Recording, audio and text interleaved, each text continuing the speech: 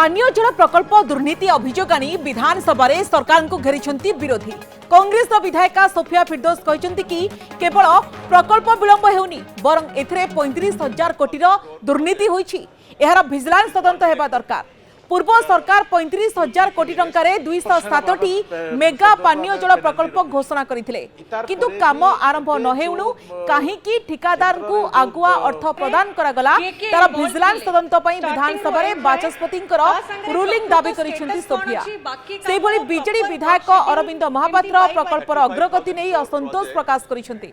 जवाब रखी विभागीय मंत्री रवि नारायण नायक कहते कि एबे सुधा नुआ सरकार 25टी मेगा प्रकल्प शेष होइथिबा परे 66टी प्रकल्प 90% शेष होइछि। बीजेडी सरकार समय ठिका दिया जाइथिबा 17 जन ठिकादार तमिलनाडु एवं आंध्र थिले। ओडिया लोकंकु ठिका दिया जाइथिले काम भलो होइथांता बोली कटाक्ष करिसेंती मंत्री। तदंत नै विचार करा जिवो बोली मंत्री कहिसेंती। केवल पाइपलाइन ना वेल ना ट्रीटमेंट प्लांट है। मैडम मु विथ फुल सीरियसनेस मु रिक्वेस्ट करी आपण गोटे रूलिंग दिंतु इंक्वायरी पाई विजिलेंस इंक्वायरी पाई कि कौन पाई केवल 17 जन कॉन्ट्रैक्टर को 35,000 करोड़ प्रोजेक्ट एते पब्लिक मनी लूट है माध्यम रे और पेमेंट रिलीज करा दिया गला, एडवांस एंड पेमेंट रिलीज करा दिया गला या पछरे ये फ्रॉड पछरे के इन्वॉल्व थिले through mega pipe water supply projects to the villages in last 5 years. Out of the targeted villages, how many projects have been completed? Will the government furnish the detailed data year-wise? B.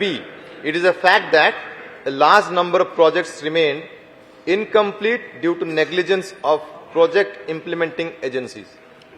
If so, what actions are being taken against agencies, persons responsible for it? ये सब व्यवस्था जो थिला ए विषय को किछि देखि नथिले माने किछि देखि नथिले तो सेही दृष्टि ए सरकार करूछि न देखि कि 50% एडवांस दे सरथिले 50 ने 80% 80% किनि देले सब पैसा नै गेले।